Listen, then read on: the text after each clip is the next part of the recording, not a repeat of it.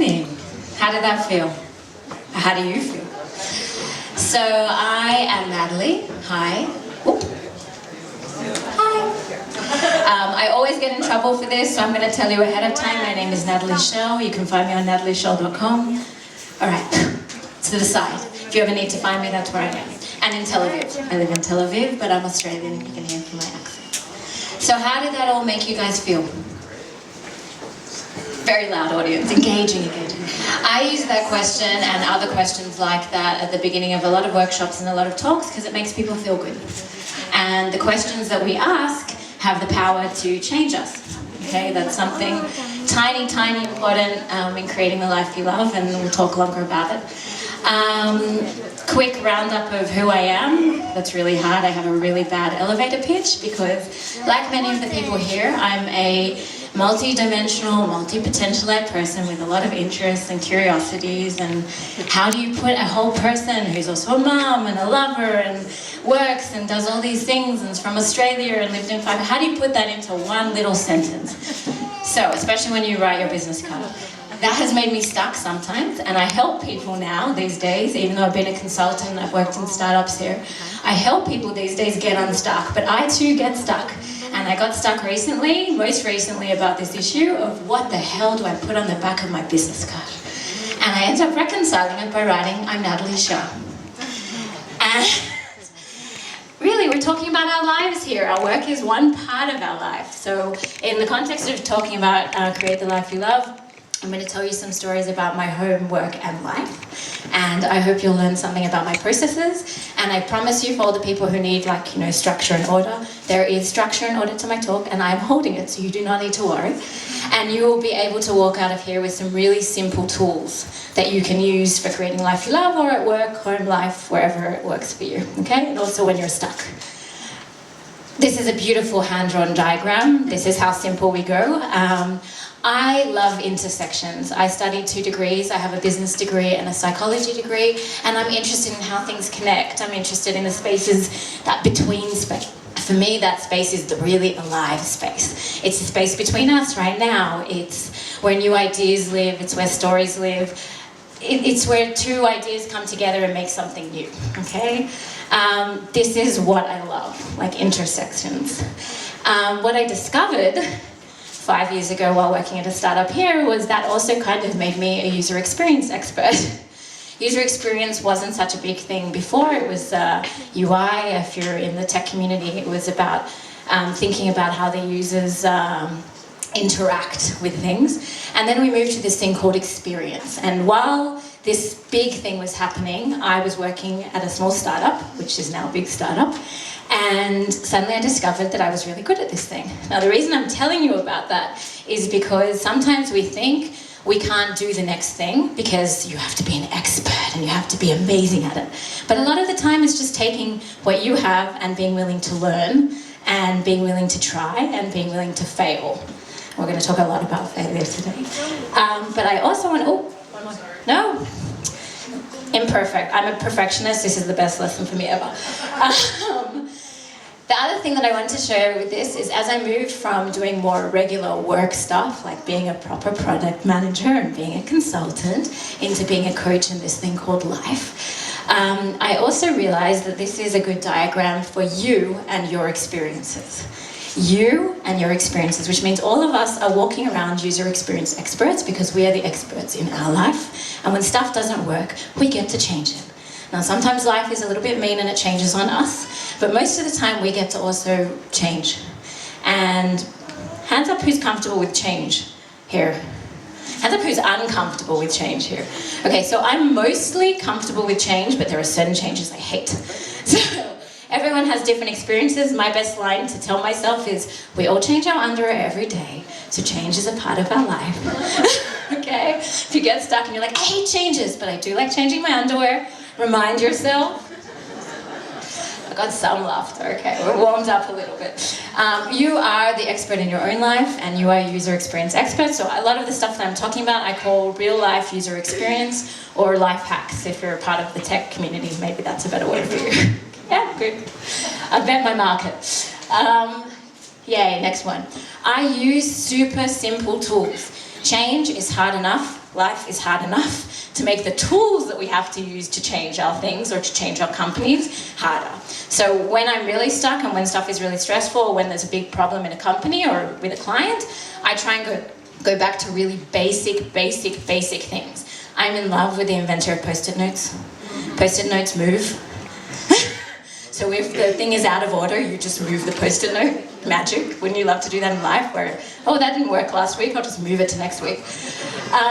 So this is me. This is how I work sometimes when I'm trying to work through. This is how I map out my talks as well. So feel free to use Post-it note method. Okay, who here has been stuck recently? Okay, very honest audience. That's what I have to say. I already love you guys. So what happens when you're stuck is you feel like shit. And you can feel overwhelmed, or you can feel paralyzed, or if it's just a work thing, it just doesn't feel comfortable. Okay, I think that's usually what happens when we're stuck, because we feel like we should know what to do next, but it's just not presenting itself right now.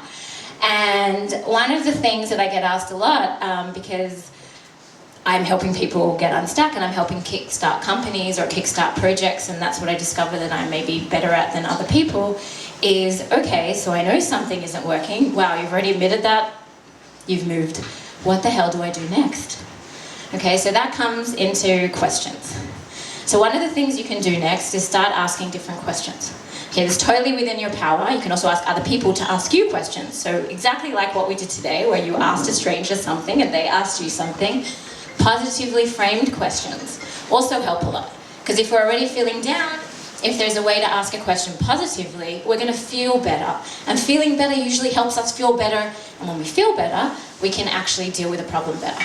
Okay, doing something under stress and contracted, if you would just contract, is not a comfortable thing. So if there's a way to relax that a bit and feel better, well, that's my recommendation. So the other reason I put questions up here is because when I was 23, I discovered that there was this thing called appreciative inquiry. It comes out of Case Western University. I wanted to change the world. And I went to America to study these two whack things. Okay, I was a change consultant. Like, I had a regular job, but I went to study appreciative inquiry, which is a process to make large-scale change. And at the heart of that is an interview process, which is based on framing your questions differently so that people feel valued and can actually tackle the problem at hand. Because change is personal, even in companies. Now, if I look back at my work progression, so when I've worked at startups as a product manager or in marketing, before that as a change consultant, companies often know, or people know, that they want to do something different and it's not quite clear yet. Now, creative people, I think, who in here is like the creative side, like designers, whatever, you're used to this process because you have to come up with some idea that isn't clear yet to translate what the client wants into something visual or physical. So you understand this vague area that sort of happens next to it, and you're probably more comfortable with it. But everyone can be comfortable with that, and my favorite thing to tell people, and this one you should take home, if there's such a word as should, which I try and ban from my vocabulary, and the idea is to start with a corner. Okay, you know, in a puzzle, overwhelming thousands of pieces, how the hell do I start? My mum told me to find little corners, and then it starts coming together. So start with one corner and continue. Find the next corner or do the next thing. Over a small amount of time, often, change happens anyway. Okay? You will be moving, and because you're moving, you've already started, you're moving.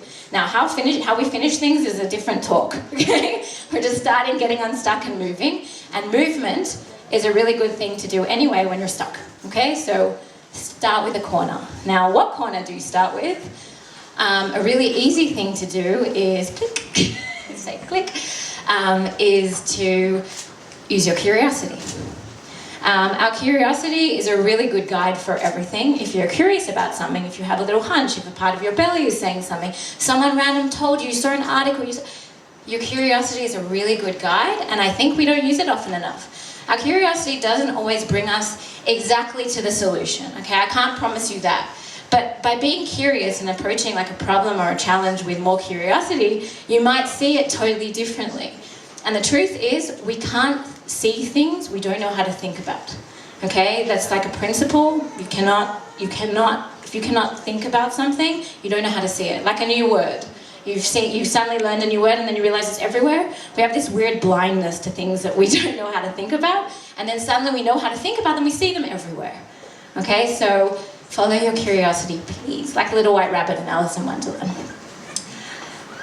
I am at heart, you can't change who you are. Okay, no, I'm going to say this differently. I'm at heart a perfectionist and a control freak. I work with that. Not a control freak about everything, but like, you know, in work I like things to be right, and I like to do the right thing, and I like to be the best, and I like it to be the best. This does not work.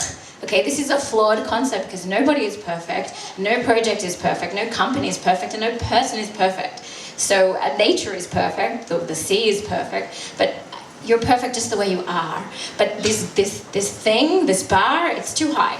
Okay, like you always miss it, and definitely when you're stuck and you're feeling overwhelmed, going for that bar is going to really hurt because you're always going to miss it. I'm not saying not to strive, I'm just saying for me, this was the best lesson the last, like, let's say 8 to 10 years.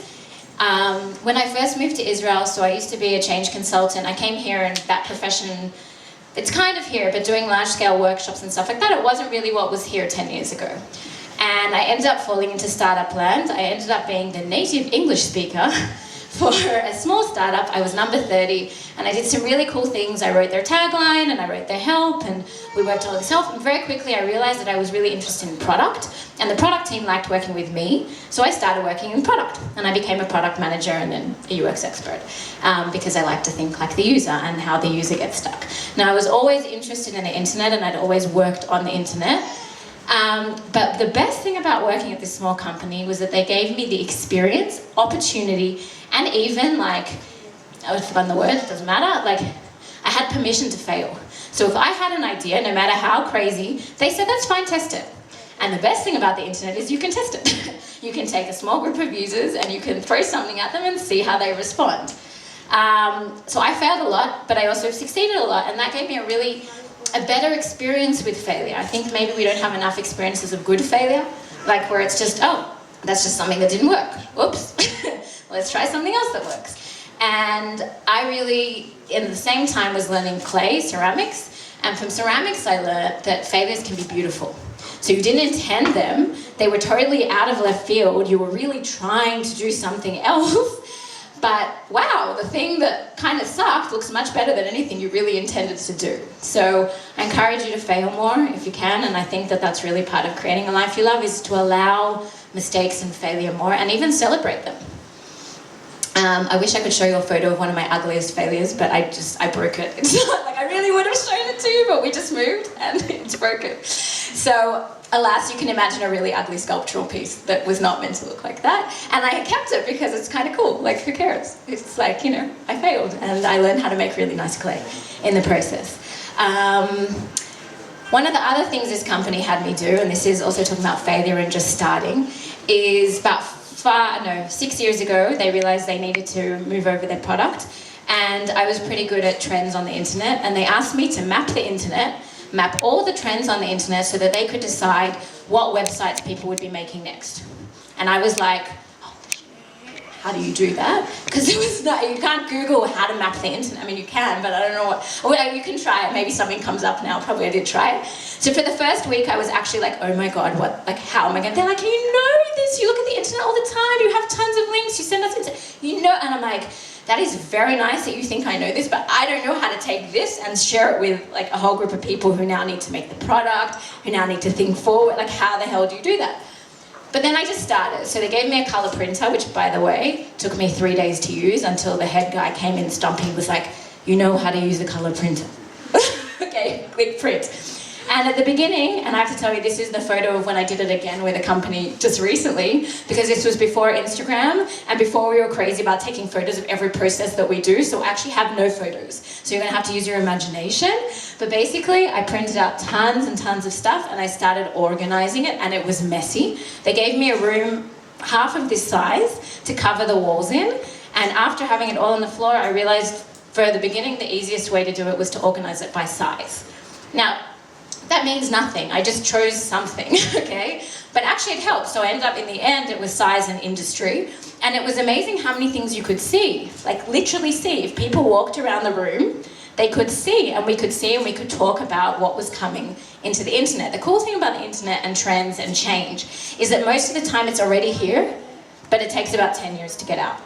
Maybe now it's about 3 years, okay? Then it was probably about 10 years. So you sort of have a bit of time to respond to change, much more than we think, except for the changes that happen, boom, crash, which do happen to us. Change in general is actually quite a snail process. So it's much slower than we think it is. And I can definitely say that's true because the company that I mapped the internet for and stuff that we saw in 2012 is happening now, and we're in 2016. So people are already doing it, like parallax and that type of stuff on websites, full width sites that scroll, sites that are heavily animated. But that was not, most people weren't doing that, and people weren't even asking about that until the last year. So that was already in existence, but it wasn't here, okay? So make a mess. If you're scared of making a mess and you like to be perfect, make a mess. Make a bigger mess. And use physical space. So this is another secret that is really helpful. I say change your place, change your life. It gives you one place. Physical space is easier to work than in our head, okay? Our head is not limited, it's amazing, it's infinite, but our physical spaces are easier places to work in. So we did it on walls.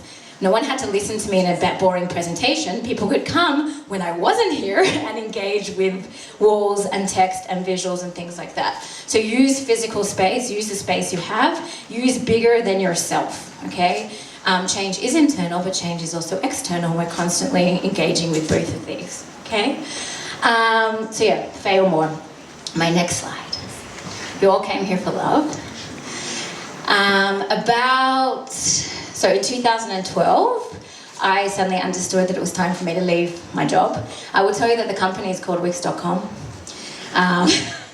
It was irrelevant because it was a tiny startup that no one knew about until more recently. And I had a really good job by that stage in 2012. It was pre-IPO, and it was probably going to have an IPO. But if I really listened to myself, it was time to move on. The company was getting bigger. I'm in general good at consulting to large companies and good when companies are small, if I'm going to be an employee. And I really listened to myself and I understood it was time to move on. And it sounded whack and crazy and stupid, but if I really listened to myself, that was what I needed to do. So I did something I haven't done before. You can quit cold turkey, you can stay in a job and ask your manager to find you other positions. Like, there's many ways to do things. That's the other thing. I'm a fan of many ways to do things. Okay, there's no one right way to do anything. And I gave them 6 months notice. In that 6 months, I planned and also saved some money and had a long conversation with my husband. And I realized that the two things I knew I was going to do next, it wasn't quite clear, was to finish a book that I'd been writing for then about 5 years, and to work on a side project which was called Apartment Diet, which is also about changing our lives by creating our homes, decluttering, living lighter, living minimally, things like that. So I knew that was the direction I had to go, and I listened, and I was like, okay, this is crazy, but I'm going to do it anyway. And I did write a book. It took 2 years after I left Wix, just so you know, for it to be released. I had a baby in between, so I can say that as a tiny excuse. He's very cute, his name's Luke. He's not a baby, he's almost 3. It's called The Wedding Virus. It is about love. That's probably why Marcel thought about me at the time. I can give a shout out to the 2 designers who designed the book cover, who are sitting right here, Sharon and Ronnie. Yeah. And the biggest part of this book is, even though writing is an isolated process, this book would never, ever, ever be in physical or Kindle form. You can download it. This is where I meant to tell you, go to Amazon, download it, buy it. Help me make it an even bigger bestseller than it was for the first week. This does not happen in isolation. I could not have made this happen without people. So after a year and a half of trying to make this book come together, I had a folder. It was almost ready, but I was kind of almost ready to throw it in the bin because it wasn't finished, and I was like, this needs to be finished. And I called my friend Karen, who had liked, I'd sent emails of some of the pieces, and she'd liked, and she'd said ages ago she loves editing. She's a physio, okay? All right. I had it on my screensaver in 2005 for a year to remind myself of this. I probably need it again because I'm a very impatient person.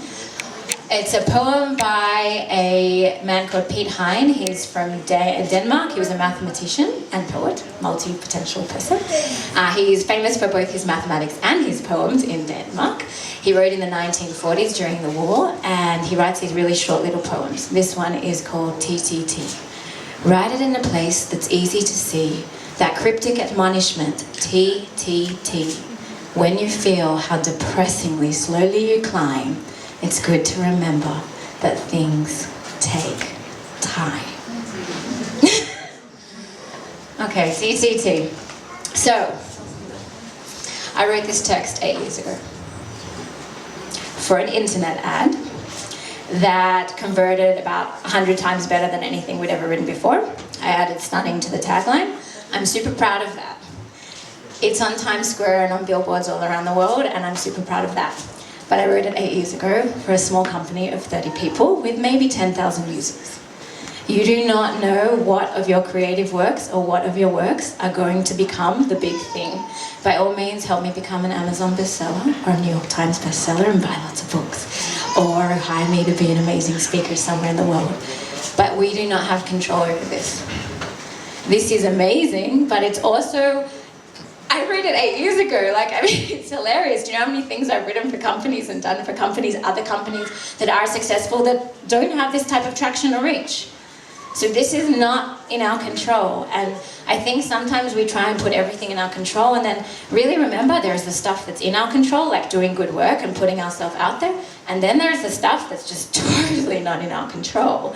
Like, who is to know that Wix would be a big company that has the budget to put these type of ads, and that was going to be the thing that would convert and differentiate them? Because I had a funny conversation with a guy who wanted me to write "Pimp Your Website," and I told him, hell no. If you don't want beautiful, you can have something else, but you're not putting it. MySpace was very good at that time, and the ads for MySpace were Pimp Your MySpace, just to give context. I was like, we are a serious company, we're friendly, but we're not that friendly. So stunning came out of that conversation, okay? And then we tested it. But you cannot know what of your creative works are going to, so you can shrug and let go of some of that. You are not in control of what's going to make you famous. If at all, you might, I'm sorry to say, it might be after you. There are many artists who have amazing works who never knew that they were famous. We know they're famous, they don't know. It's not in your control, it doesn't matter. It's not a reason not to create. It's actually, if anything, a reason not to even bother with that part, except to put yourself out there and let people know that you exist. That part I'm working on. It's really important. People need to know you exist, and they need to be able to find you. But over and above that, that's probably it. Feelings. Who here likes to talk about feelings?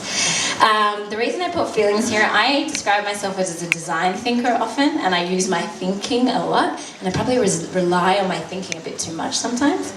But when we're stuck and when things aren't working, or when we want to have some new ideas, asking yourself how you want to feel or you want your user to feel is a really good question that you can usually answer in 3 words. How do you want it to feel? Now, this came out of Apartmentside. I talked about the other thing that I was working on. This is a designer called Emily Henderson asked this question of all her clients. How do you want your room to feel in 3 words? Men can answer it, kids can answer it, everyone can answer it. So when we designed our apartment 6 years ago, we gutted an old Israeli, imagine the worst, and that's what we were living in. We gutted it totally, and we used this principle to design it based on not just design, but feelings. What feeling did we want our space to have? Listen, we live in our homes at least a third of our day, let's say a quarter, if you don't go there very much. This is a really quick and easy place to feel better. Our environments are a huge source of our happiness and sadness. That's Alain de Botton, not me. I would love that. It sounded so nice when I said it. We frequently, in psychology I know, we frequently over and underestimate the power of our environment and how it's affecting us. So you feel good when you're in environments that feel good. We feel good in cafes, maybe, because they feel nice and they're friendly and they smell nice. They interact with our senses. So our home, I really believe, should feel good to you. You should feel happy and comfortable in your home. So you can go home now. You want to make a start there. It's another place to start. And create one happy corner. You talked about starting with a corner. One happy corner. Put one thing somewhere that you see when you open the door that you like, and remove something you don't. Very quick, very easy, but you will feel happier when you walk into the door. And I'm all for people feeling better about themselves and better in their spaces. Okay, we're talking about creating your life and having a life you love.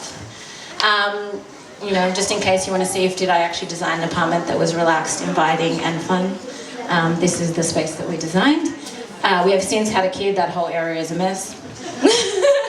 These are photos before that. The bedroom remains like this, but this is something I believe in. The bedrooms are for rest and pleasure, and therefore the less distraction in there, the better. And you can take that however you like. Yeah, so I'm coming to the end. It's very interesting. So I studied storytelling. Did I actually talk about that part? When I left Australia, it was to learn appreciative inquiry and this whack thing called storytelling. So in 2003, when I got this idea into my head that I had to learn storytelling, people were like, I don't get it, what is it? Because most people's only experience of storytelling is maybe their kindergarten teacher or a priest or a rabbi. Now, I happen to really like rabbi, priest-style storytelling because that's what I like to tell, but I didn't know what it was either, but there was this voice in my head saying you have to learn about storytelling. Now, for many years to come, this was 2003, 4, 5, I moved to New York. For many people, for the last 10, 11, 12, whatever amount of years it is, they still send me emails going, I didn't know about storytelling until you told me about it, and how, I was talking about digital storytelling in 2004. Again, no one knew what the hell I was talking about. I didn't even really know what I was talking about. I just knew I wanted to do that. Okay, I knew I wanted to do that. And the reason I'm telling you this is you have to listen to that voice. And if there's okay, so I've told you lots of tools and lots of simple things. This voice, it's not a calling. I mean, I hope for you guys it is, but I'm still waiting for that person to tell me, this is what you do, this is who you are. I do not have that answer. But that voice that tells you something whack, but kind of feels like that's the thing you should be doing, I want you to run in that direction. This is me. In 2009, there is a storytelling festival in New York every year in Central Park. And I was invited to talk by a storyteller who has now passed away, who was my first storytelling teacher. Okay, so this is a thing. Now, the reason I want to tell you about this is there's a story about the Baal Shem Tov that really makes sense in this context. He's at the end of his days. He's a very famous rabbi, and he has his whole disciples sitting around him at his deathbed. And because he can see into the future or see a bit further than the rest of us or see us better than we see ourselves, he turns to each of them and lets them know what they should do next after he's gone. And this one gets this amazing post in this city, and this one will marry a rich person, get another amazing business, and this one, and they all get these amazing things. And then he turns to the last man and he says to him, and you will be my storyteller, and you will go around the world and you will tell people stories. So this guy loved nothing more than telling stories about the Baal Shem Tov and the miracles that he saw. But he went home, and that night he said to himself, seriously? All these people have positions, they have houses, they have wives, and I get to go around the world with a little backpack with nothing, and who's heard of a rich storyteller? All I'm going to do is tell stories. He loved nothing but, I have to do something about this. He stayed up all night, runs back to the Baal Shem Tov on his deathbed, and he says, I know I shouldn't be asking you, but really? This is what you want me to do? And the Baal Shem Tov looks at him and says, don't worry, the road ends well. Now that story continues, and the road does really end well for him because he tells the right story to a very rich man. But this is not about money, okay? When you hear that voice, you run. It doesn't matter how crazy that idea is, and it doesn't matter because we're talking about our life here, and I really hope all of you have long lives. Okay? This is not work, this is not a project, this is a lifetime, and we have a lifetime to do it. So run in that direction. The road has not ended yet, and you guys have the power to choose directions.